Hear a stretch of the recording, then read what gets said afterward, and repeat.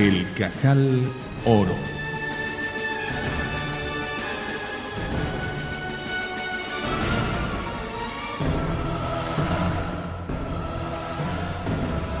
El mundo entero seguía con el corazón apretado aquella polémica sin precedentes en que la calle San Martín de Buenos Aires osaba contestar a la omnipotente calleja Swan Lane de Londres, una inexpugnable trinchera de los Rheingold. Hasta el viernes, Londres triunfó. Su actitud quería decir: no temáis, el oro es inconmovible. Comprad todo lo que os ofrezcan. Las ventas cesarán en cuanto terminen las existencias de oro libre, y entonces lo haremos subir todavía más. Pero el sábado pareció vacilar, y la gente se preguntaron: ¿qué va a ocurrir el lunes? Y ocurrió la cosa más extraordinaria. 3 camiones se detuvieron frente a la caja de conversión.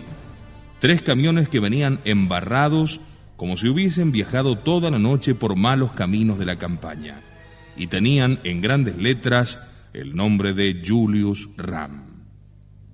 Media hora más tarde, se decía en toda la ciudad que aquellos camiones traían 10.000 kilos de oro sellado. El efecto de tamaña noticia fue indescriptible. El directorio de la caja de conversión debió encontrarse delante de un singular problema. La ley le obligaba a comprar todo el oro que le llevase a 1,50 el kilogramo, pero la ley no podía suponer que hubiese oro fabricado. Y aquellos 10.000 kilos, a pesar de los sellos que atestiguaban sus 24 quilates, era evidentemente oro artificial, a menos que su dueño fuese un loco, porque solo un insensato podía ofrecer 10 toneladas a 1,55 el gramo, cuando en la misma calle había quien le pagase 4,30. Perder por capricho es una sola operación, algo así como 27 millones, no podía ser la ocurrencia de un cerebro normal. Solamente un loco o un alquimista, es decir, un productor de oro falso. Lo primero no podía ser, porque locos capaces de arruinarse de ese modo no andan sueltos. Luego era verdad lo segundo. El directorio de la caja de conversión discutió durante 2 horas. Entretanto, los camiones permanecían al rayo del sol, custodiados por 30 soldados armados a Mauser y flanqueados por una turba de curiosos. Y empezó a circular la explicación que luego había de difundirse en los diarios y llegar a Londres en esa misma tarde.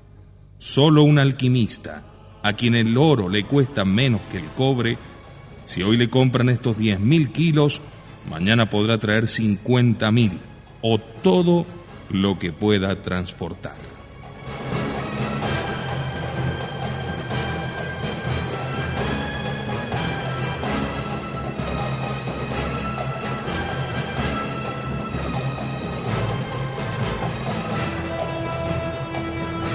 Al cabo de 2 horas se dijo que el directorio resolvió cumplir la ley y autorizó la operación, y los empleados empezaron a descargar cajas y cajas de lingotes. Fue aquello un golpe teatral. Desde que alguien vendía oro a 1,55 el gramo, resultaba absolutamente insensato pagar más, y todas las casas tuvieron que bajar de golpe su precio. Era la contestación de la calle San Martín de Buenos Aires antes de 24 horas de la réplica de Swan Lane en Londres. Y esta replicó así: oro en baja, 10 peniques por onza. Un vergonzante comienzo del pánico. La leyenda del alquimista empezaba a transformarse en historia que el mundo ya iba creyendo. Multitud de pequeños poseedores de oro, temiendo su desvalorización, se apresuraban a convertirlo en buenos billetes para comprar con ellos mercaderías cuyos precios ahora iban a subir. El contagio de las ideas, lo mismo que del entusiasmo y del miedo, es lento al principio. El pueblo desconfía de las novedades, sobre todo de las que contradicen conceptos enraizados en los espíritus. Mas de repente el ritmo se acelera y el nuevo sentimiento forma una corriente impetuosa e irresistible. Durante esta agitada semana, las noticias de Buenos Aires llenaron la primera página de los diarios del mundo, haciendo pasar a un segundo plano cuestiones políticas e internacionales. Y no quedó un directorio de banco o de sociedad anónima que no se reuniera para estudiar las consecuencias de la estupenda invención. Predominaba todavía, claro, la incredulidad. No obstante que los más autorizados químicos y físicos habían opinado en favor de Julius Ramm, los financistas, muy especialmente la banca judía, obedeciendo a la consigna del Cajal, se negaba a creer e impartía órdenes de comprar todo el oro cristiano que se les ofreciera. Según los cálculos del Cajal, en una semana se habrían agotado las existencias, porque los cristianos solo poseen pequeñas cantidades. Los cálculos fallaron. Pasó la semana y arroyos de oro en monedas y lingotes seguían afluyendo a las casas judías que no salían de su asombro. Y es que los israelitas del mundo entero, contra el mandato del Cajal, silenciosamente se iban desprendiendo también del oro que poseían por las dudas. Ya no era necesario que Julius Ramm aumentara con oro artificial las ofertas del mercado. El oro salía de seculares escondrijos, brotaba por todos los poros y las fundiciones de metales preciosos desbordaban de público, que acudía a transformar en lingotes, controlados y sellados, alhajas viejas, cadenas rotas, medallas olvidadas, chafalonía insignificante, que reunida formaba una masa imponente jamás sospechada por los financistas.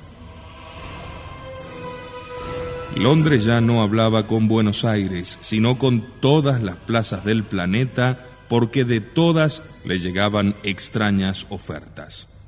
Rheingold seguía firme, esperando que Blumen se entendiera con su rival Cohen y parasen la fatídica máquina de Julius Ramm.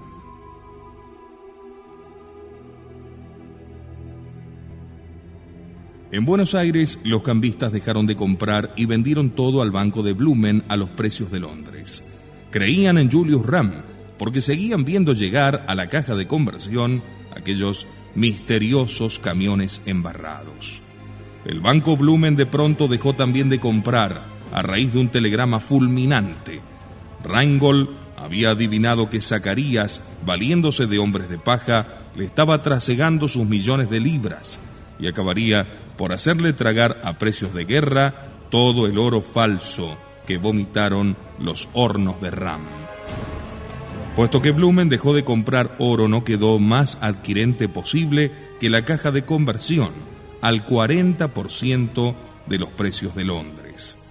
Hasta ese momento, el oro argentino, falso o legítimo, no había pesado realmente en las cotizaciones de Londres, porque estaba prohibida su exportación. La influencia de la invención de Ramm había sido puramente psicológica. Pero también ocurrió que cuando Rheingold supo que tenía en Buenos Aires, en las arcas de su sospechoso representante, 20 millones de libras, o sea, 160 toneladas de oro inactivo, por el cual la caja de conversión pagaría la tercera parte de lo que pagase Londres, comenzó una campaña para que se permitiera su exportación.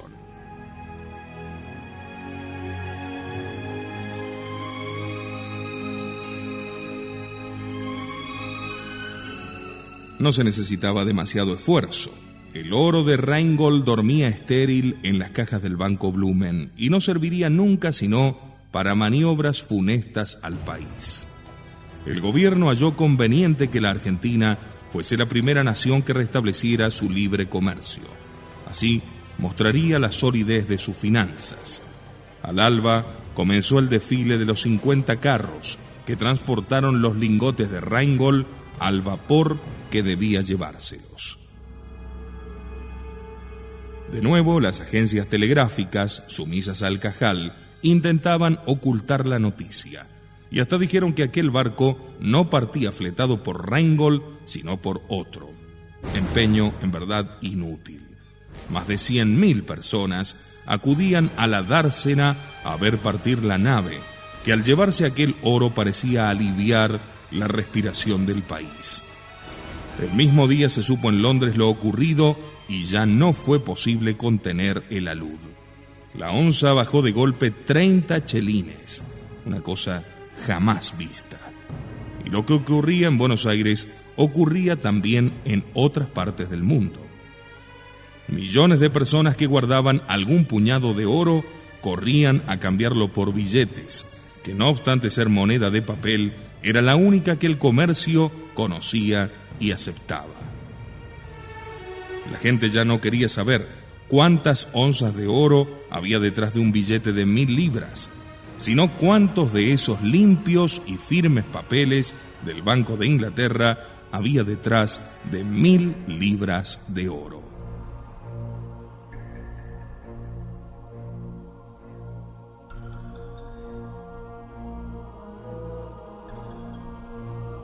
El oro dejó de ser moneda, es decir, la medida de los valores, y entró a ser mercadería cuyo valor se medía con otra moneda. Extraño fenómeno psicológico. El mundo, envenenado por doctrinas funestas, había vivido creyendo que si algún día le faltaba el cimiento del oro, se derrumbarían las monedas de papel y con ellas las naciones. Y he aquí que se observaba justamente lo contrario. El oro se hundía y los billetes no perdían el valor. Indagando la causa de este fenómeno, se advirtió esta sencilla verdad: la moneda legal de una nación no precisa ninguna garantía de oro cuando existe en cantidad proporcionada a las necesidades del comercio. Su valor se funda sólidamente en la necesidad de moneda que siente toda nación para sus transacciones. El valor disminuye solo cuando hay demasiada moneda y aumenta cuando ésta escasea. Esta observación fue como una luz para los estadistas, que antes se preguntaban azorados con qué reemplazarían al oro. Con nada, les contestó brutalmente la realidad insospechada. En 6 meses, el oro cayó de tal manera que los gobiernos y los ciudadanos cancelaron todas sus deudas, con la 10ª y hasta con la 100ª parte de su antiguo valor.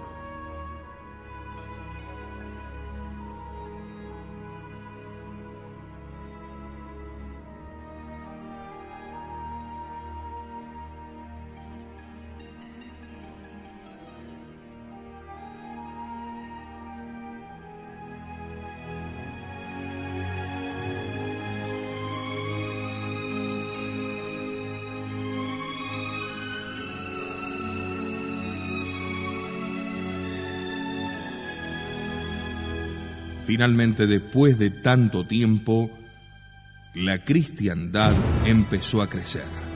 Se sintió libre de prisiones y pudo respirar holgadamente. Renació así también el optimismo, que parecía quemado en la raíz. Se reanudó la vida comercial entre los pueblos. Se restauraron los negocios arruinados. Se reabrieron las fábricas cerradas por falta de consumidores. Se extirpó aquel cáncer de la desocupación y se afianzó la paz. Absortos gobiernos y pueblos en resolver los problemas que iba planteando el maravilloso invento de Julius Ram, desdeñaron las intrigas internacionales. Los odios se enfriaron y se detuvo la funesta carrera de armamentos. El Cajal sintió que se quebraba en su mano el instrumento que venía manejando desde los tiempos bíblicos. Pero todavía le quedaba el recurso que Elías Silberstein sugiriese: que los Rheingold se entendieran con los Meyerbeer y se destruyera la invención y el inventor. Blumen no había sido capaz de realizar la maniobra. Elías Silverstein tomó el avión de Nueva York a Buenos Aires y en 6 días hizo el viaje. Llegó enfermo, aturdido por las hélices, mareado, pero en mediodía se recompuso y convocó a los magnates de la sinagoga. E invitó especialmente a Cohen. Supo entonces que el representante de los Meyerbeer había desaparecido. Nadie, ni los secretarios de su oficina, ni la bella Tamar, tenían la menor noticia de su paradero. Ni siquiera sabían con exactitud cuál había sido el último día que se lo vio.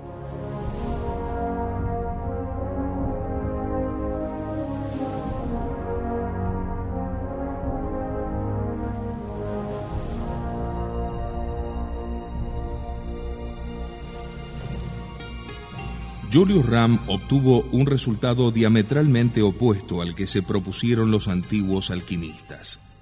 Pensaban estos aumentar las riquezas de la humanidad y por lo tanto la felicidad de los hombres, aumentando la existencia de oro. Se imaginaban que el oro era en sí una riqueza y que el mundo tenía necesidad ilimitada de oro y que éste conservaría su valor, es decir, su poder adquisitivo, aunque abundara extraordinariamente. El descubrimiento de Julius Ram puso de manifiesto el error de ideas tan pueriles que muchos, aún hoy, en los tiempos modernos, comparten. Ram no aumentó la riqueza de la humanidad al inventar la manera de producir en abundancia una cosa que no servía para nada más que para moneda.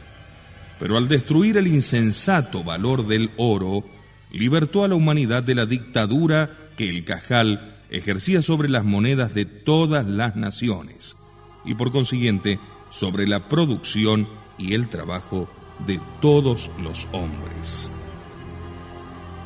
Cuando los estadistas perdían el sueño ante la súbita depresión del oro y se rompían la cabeza para inventar una nueva moneda, hallaron que el tremendo problema se había resuelto por sí solo.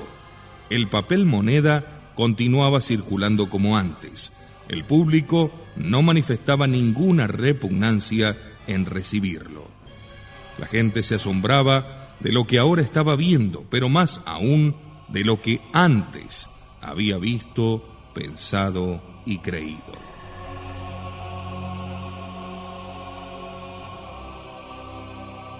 Fue una verdadera lección de humildad. Ya el orgulloso siglo XX no podía burlarse de los siglos pasados que aceptaron por verdades cantidad de prejuicios disparatados. Necedad haber creído que el sol volteaba alrededor de la tierra, según creyó Ptolomeo, o que los gusanos se engendran del lodo, como creyeron Aristóteles o también Santo Tomás. Pero 1000 veces mayor necedad creer que solamente el oro podía servir de moneda universal. Aquellos errores no perjudicaron a nadie, pero esta mentira había engendrado miserias, guerras, había mantenido a la humanidad esclava de un puñado de prestamistas.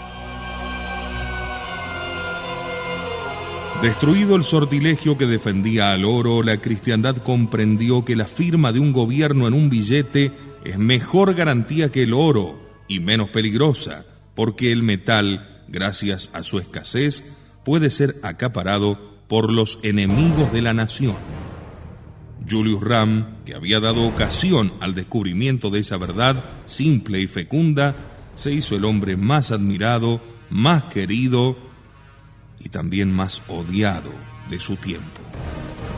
Era admirado por sabios y por el pueblo simple. Lo adoraban los obreros, a quienes había dado trabajo merced a la prosperidad que suscitó, y los agricultores, cuyos productos ahora se habían valorizado al derrumbarse el poderío de los acaparadores, y las madres, y las esposas, y las novias de los soldados, y los soldados mismos, que ya no harían la guerra por enriquecer a los magnates que acuñaban su sangre, y también los deudores estrangulados por los usureros. Lo odiaban los avaros, cuyo tesoro se convertía en un montón de escoria, y los usureros y prestamistas que hacían el negocio de los armamentos, y los periodistas venales que traficaban sembrando alarmas, y los economistas de la vieja escuela cuya inepcia quedaba de manifiesto.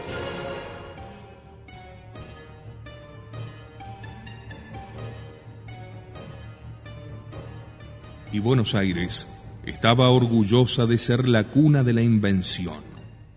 Y frente al laboratorio en el Parque Lezama se agolpaba el gentío. Mas las ventanas del vetusto caserón permanecieron cerradas, y sobre el casquete de la fría chimenea se posaban los gorriones. Era por todos evidente que en aquella casa no vivía nadie. En ese otoño, la capital federal debía elegir un senador que le representara en la alta cámara del Parlamento. Algún diario tuvo la idea de votar a Julius Ramm, cuya invención había dado trabajo a 30 millones de obreros. El día de la elección, 400.000 ciudadanos votaron por aquel hombre que no pertenecía a ningún partido y a quien no conocían ni siquiera por un retrato. Obtuvo el triunfo, pero no se presentó a recoger el diploma. Tampoco podía ser elegido, pues era extranjero. La curiosidad pública entonces aumentó. En realidad, ¿quién sabía algo de Julius Ramm? ¿No sería acaso un mito? Y si era hombre de carne y hueso, ¿dónde estaba? No pudiendo reportearlo a él, que había desaparecido como volatilizado en sus propios hornos, los cronistas acudían al colegio militar e interrogaban a los que tuvieron la suerte de escuchar de sus propios labios las famosas teorías sobre la desintegración de la materia. El detalle más insignificante se inflaba y se aderezaba, y en pocas horas daba la vuelta al mundo entero. Las pobres agencias no tenían más remedio que transmitirlo todo, y a decir verdad, prestábanse aparentemente de buena gana, esperando que el Cajal hallaría el modo de arreglar los asuntos de Israel. 100 veces en su historia de 60 siglos, los judíos se han hallado en trance de ver raída de la faz de la tierra su nacionalidad, su religión y su raza. De una manera u otra, se han acomodado a la adversidad y han soportado todas las desgracias y han sobrevivido hasta dominar por la astucia a sus vencedores. Ese pueblo tiene la lengua suave, la sangre fría y la piel dura. El Rosh, Elías Silberstein, llegó a Buenos Aires, admiró a Martha Blumen y pensó que su padre era un necio porque no había sabido aprovechar semejante aliado. Y recibió en el acto una extraña noticia. La casa Meyerbeer declaraba no haber tenido la menor noticia del invento de Julius Ramm antes que los otros judíos, y juraba por la sagrada Torá no haber vendido un solo gramo de oro artificial. El Rosh Silberstein meneaba la cabeza. Bah, eso podéis contárselo a los Goyim. Un verdadero hijo del Talmud no os creerá nunca. Pero entre tanto nadie sabía dónde estaba Mauricio Cohen y en qué laboratorios ocultos trabajaba su fantástico alquimista. El Rosh Silberstein dijo a Zacarías Blumen: encomendemos a vuestra hija el negocio de hallar a Cohen y de enamorarlo. Increíble, replicó el Rosh. Una cristiana puede amar a un judío, pero el día que un judío se enamore de una cristiana, se juntará el cielo con la tierra. Eso está en el Talmud. Hubo un tiempo, explicó Zacarías, en que ese fatuo amó a mi hija.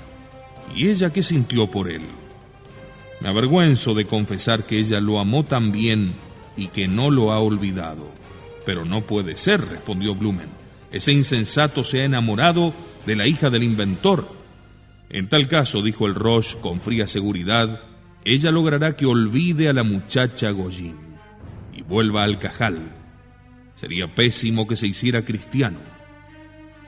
Marta había ido a pasar en Mar del Plata los últimos días de aquel verano en que se ocupara muy poco de las cosas que antes llenaban su vida y mucho de las misteriosas intrigas del Cajal. Harta de su vida anterior, agitada y vacía, no lograba empero fijar su corazón en las novedades de su vida actual. Fue al principio como una espada contra los cristianos que manejaba Cohen. Ahora sentíase empuñada por otra mano. Sus costumbres apenas habían variado. Voluntariosa, casi extravagante, sus amigos no le pedían cuentas nunca de las horas que pasaba lejos de ellos. Los que pensaban bien se la imaginaban encerrada en su casa o en solitarias y novelescas excursiones en avión por los campos de su padre, que eran más grandes que los dominios de un rey. Y no faltaban quienes la creyeran entregada a obras de caridad, visitando a los pobres de su parroquia. Los que la detestaban y le sonreían esperando que ella alguna vez les concediera algún favor, la imaginaban oculta en su estancia, con algún misterioso compañero favorito de un día, a quien mañana pegaría una bofetada como a un esclavo. Marta Blumen sabía lo que pensaban y se reía y los despreciaba. Idiotas, ¿por qué pensáis mal de mí? ¿Cuál de vosotros puede jactarse de haberme siquiera besado la mano? Por mal que dijesen de ella, no sospechaban que fuese la copa de oro del Cajal en que innumerables muchachas Goyim iban a envenenarse, imitando sus caprichos y su libertad.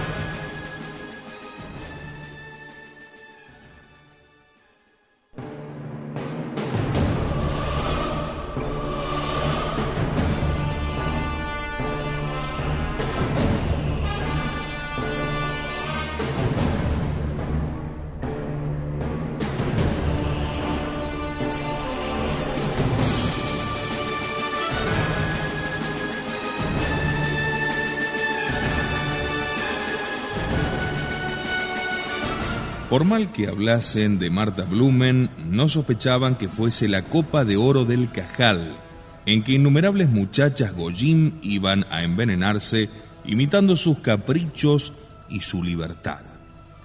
Para disimular mejor sus actuales empresas, seguía como antes las prácticas religiosas, concurría a los templos y parecía compartir el fervor profundo o ficticio de sus compañeras en las ceremonias de aquel cristianismo que su voluntad aborrecía, pero del que no lograba apartar su corazón.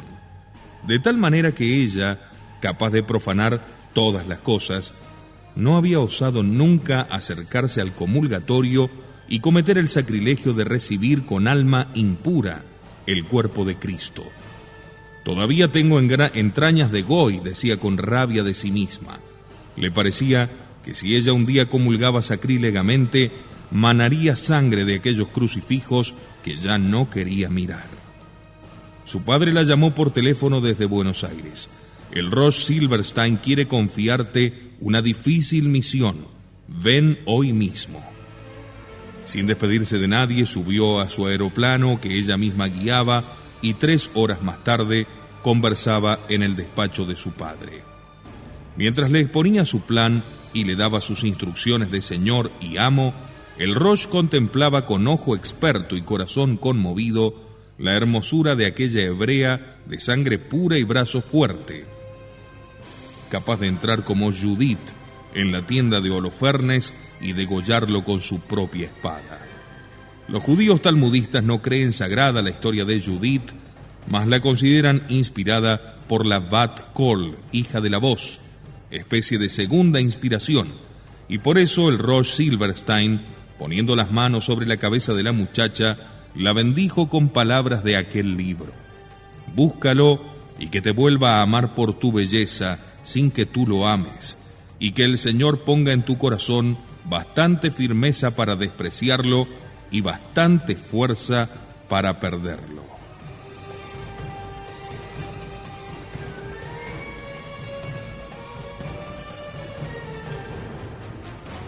Marta salió de la presencia del Roche mordiendo la oración de Judith. Bastante firmeza para despreciarlo bastante fuerza para perderlo, no. Ella no pediría nunca a Dios firmeza para despreciarlo, ni fuerza para perderlo. Acababa de hacer un curioso descubrimiento en aquella tierra ignota que era su propio corazón. Había renunciado a su religión por él. No renunciaría ahora a él por nadie.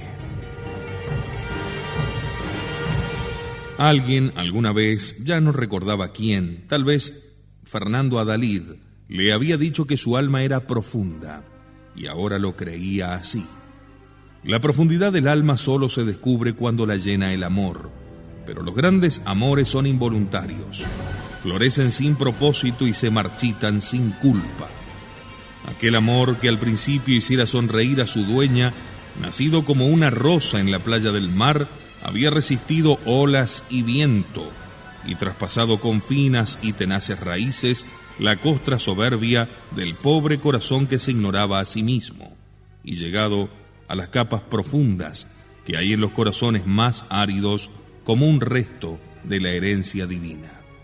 Antes de amar, no habría consentido jamás que el amor la hiciera sufrir. Asomada al borde de su propio misterio, comenzaba a descubrir que la esencia de ese gran sentimiento es el dolor, pero que en el fondo de todas sus amarguras hay un sorbo de miel que confiere la inmortalidad a quien lo gusta. Por eso el dolor de amor tiene cierta inefable dulzura y no quiere nunca morir. Ya que no puede gozar, prefiere vivir padeciendo. El Roche la vio alejarse y quedó pensativo. Esta Judith tiene ojos de hebrea, pero corazón de cristiana, se dijo rectificando su primera impresión. Mucho me temo que no sea capaz de cortarle la cabeza a su Holofernes. Blumen, que había asistido a la conversación con su hija, preguntó: ¿qué está pensando Roche? Pero Silverstein no lo escuchaba. Por la altísima ventana abierta hacia el este se divisaba el enorme puerto, con sus diques repletos de potentes navíos que parecían amarrados en las calles mismas de aquella ciudad. A lo lejos, aquel río sin igual, perezoso y amarillento sin duda, pero vasto como un mar, donde podrían anclar todas las escuadras y todas las flotas del mundo.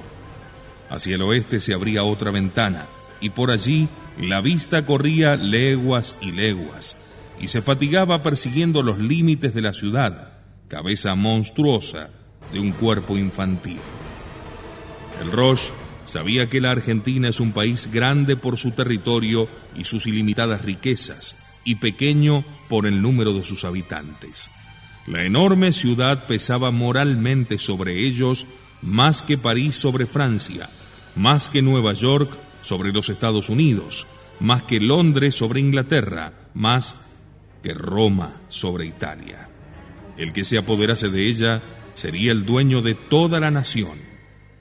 La sinagoga podía, aprovechándose de la espléndida libertad que otorgan a los extranjeros las leyes argentinas, hacer de Buenos Aires la verdadera Babilonia judía, mejor que Varsovia, que era demasiado pequeña, mejor que Nueva York, donde el Cajal tiene enemigos demasiado grandes. Blumen no sabía yiddish, pero hablaba muy bien el inglés. Silverstein prosiguió: no es posible que todo el mundo ignore dónde está Mauricio Cohen. ¿Acaso la policía no lo sabe? No, Roche, no lo sabe. Yo le he preguntado al jefe, que es mi amigo.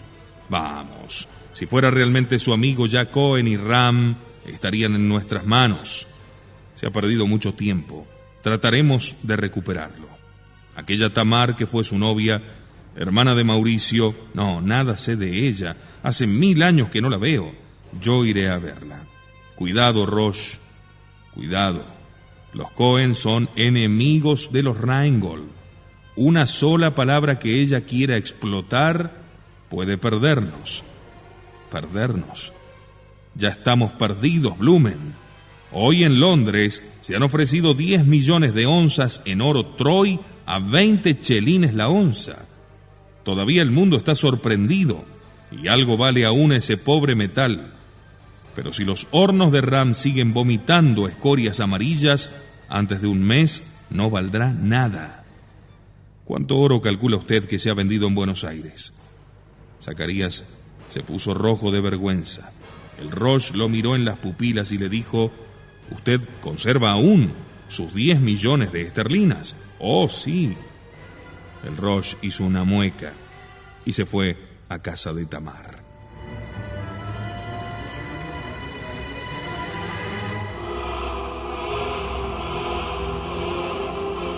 Tamar no se sorprendió cuando su vieja criada anunció a Elías Silverstein.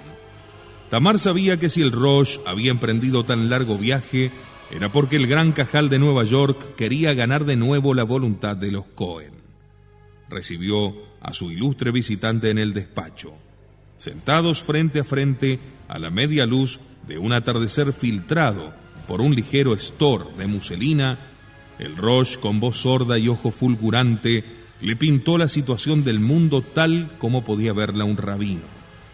Los 18 siglos anteriores a la Revolución Francesa llevaron la marca de Cristo, maldito sea ese impostor.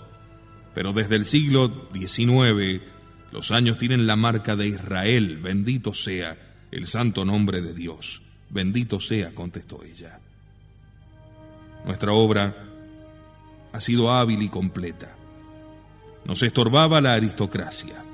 Los nobles oprimían con la izquierda a sus vasallos, pero los defendían con la derecha.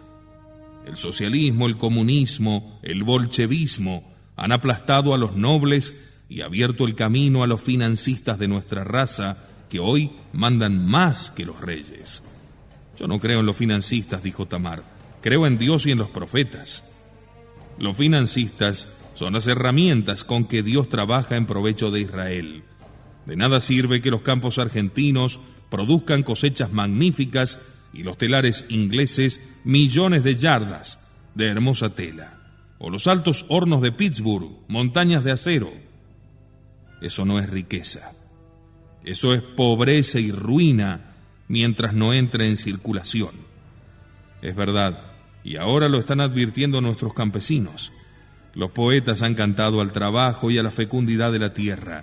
En realidad le cantaban al oro, porque nada vale un producto que no haya cómo cambiarse por otro, y no puede cambiarse mientras no aparece el oro que sirve de intermediario. La moneda que lo representa también, ¿no? ¿No es así? Sí, así es. Los fabulistas han endiosado al obrero, pobre fantoche animado por esa cuerda del salario que nosotros manejamos. Porque de nosotros depende la abundancia o la escasez del dinero, que hace que el obrero tenga trabajo o no, que alquile sus brazos por poco o por mucho. Gran habilidad, en verdad, haber convertido el trabajo humano, que es la dignidad del hombre, en una mercadería. Pero la crisis que estas ideas han desencadenado están ahora a punto de volverse en contra del Cajal. ¿Sí? ¿Y de quién es la culpa? Estábamos en la última etapa de la conquista universal. Había que dar un paso más y la simbólica serpiente encerraba en su círculo al mundo. La cabeza tocaba en Nueva York, la cola en Nankín. Nos faltaba reunir Tokio y extender otro círculo sobre el hemisferio sur, partiendo de esta noble ciudad de Buenos Aires. Ya se oía el relincho de los caballos hacia la parte de Dan, como anuncia el profeta Jeremías. Ya se aproximaba el advenimiento del rey de la sangre de David, que reinaría desde el monte de Sión. Ya se podía fijar como cierto que el año 1966, o sea, el 5726 de los judíos, se cumplirían las visiones del Zohar. Tamar entrecerró los ojos para escuchar mejor la enfática voz del Roche. Se levantará en ese año una columna de fuego que se verá en todas partes durante 40 días. El Mesías abandonará su refugio del Edén, semejante a un águila que abandona su nido, y aparecerá como un rey en la tierra santa de Galilea. Los cristianos huirán despavoridos a ocultarse en las cavernas. La columna de fuego se extinguirá y brillará una estrella oriental de 1000 colores que 3 veces al día, durante 10 semanas, luchará contra 7 estrellas y las aniquilará. Se apagará la estrella y aparecerá otra vez la columna de fuego, como una escala de Jacob, para que el Mesías suba al cielo, donde recibirá el poder y la corona de David. Descenderá de nuevo, muchas naciones le reconocerán y desencadenará una guerra universal, la última guerra, y se cumplirán las promesas de la ley, y será cierto lo que dice nuestro gran rabino Jehúda. El santo, bendito sea él, sacudirá la tierra para eliminar a los impíos, como se sacude un manto, agarrándolo por las orillas para desprender el barro. El Rosh quedó acesando, fatigado de su vehemencia. Tamar lo esperó silenciosa. Pero ya las profecías no podrán cumplirse a nuestros ojos, exclamó abatido. El pueblo escogido continuará por siglos de siglos, siendo el ludibrio de los pueblos cristianos. ¿Pero por qué, mi señor? Porque un goy, más abominable que un perro muerto, ha roto el instrumento con que el cajal dominaba al mundo. Ese hombre debería haber desaparecido antes de que su impura invención se difundiera, pero trabaja oculto y protegido por una poderosa casa judía, si hasta espanto y vergüenza me da decirlo. Ese hombre es Julius Ram, ¿verdad? Pero ¿cuál es la casa? El Rosh desatendió la pregunta y prosiguió. Durante años la nación judía ha vivido separada en dos campos enemigos, los Meyerbeer de un lado y los Rheingold del otro.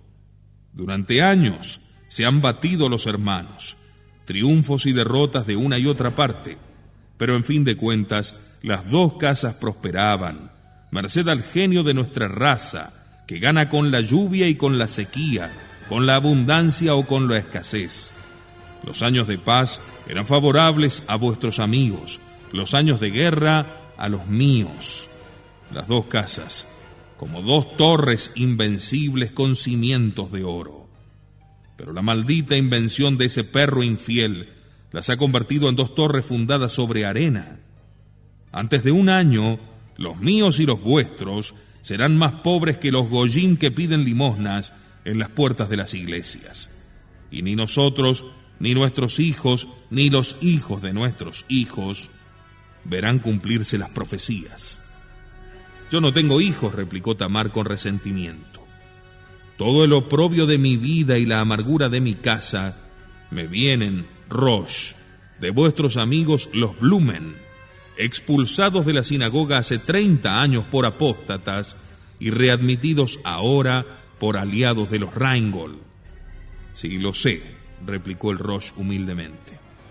Vengo a ofrecer la paz. Dividiremos al mundo como el manto de un rey, la mitad para vosotros, la otra para nosotros. Y nunca más rivalidades entre los Meyerbeer y los Rheingold, nunca más guerra en los campos de Sión. Nuestro enemigo es Cristo, el impostor, y todo pueblo que confiese su nombre. Cristo morirá de nuevo y para siempre.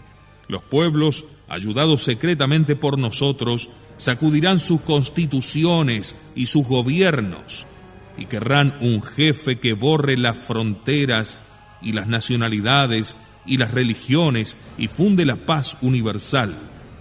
Y el cajal se lo dará, y será el rey de la raza de David que reinará desde Jerusalén. El Rosh hablaba en nombre de los Rheingold. Tamar comprendió la importancia de aquella proposición y el gran honor que recaería sobre su nombre si en casa de los Cohen se firmaba la ansiada paz entre los judíos. Tendió ambas manos al Rosh y le respondió: mi vida ya no puede reconstruirse, pero la torre de David con cimientos de oro debe salvarse. ¿Qué quiere usted que haga yo, pobre mujer? El Rosh apretó esas manos ardientes y nerviosas y dijo: ese goy, Julius Ram, ese goy que es un apóstata, puesto que su nombre es judío, ha sido ya condenado por el gran cajal. Condenado él y condenada su descendencia, y condenado sus libros y sus ideas. Todo pernicioso para Israel. Tamar preguntó: ¿quién ejecutará la sentencia? Mauricio Cohen, que volverá a ser Roche del Gran Cajal de Buenos Aires. Pero ¿cómo sabrá mi hermano el paradero de Julius Ram? No, diga más bien cómo sabremos nosotros el paradero de Mauricio Cohen, porque es indudable que hallando a uno encontraremos a los dos. La hija de ese impuro Goy, sí, ya sé lo que se dice, pero es falso, Roche. En todo caso, no sería contrario al Talmud, porque tratándose de una infiel, los judíos hijos de Dios tenemos todos los derechos. Lo sé, dijo Tamar. El Roche saludó profundamente y se fue con blando caminar feliz.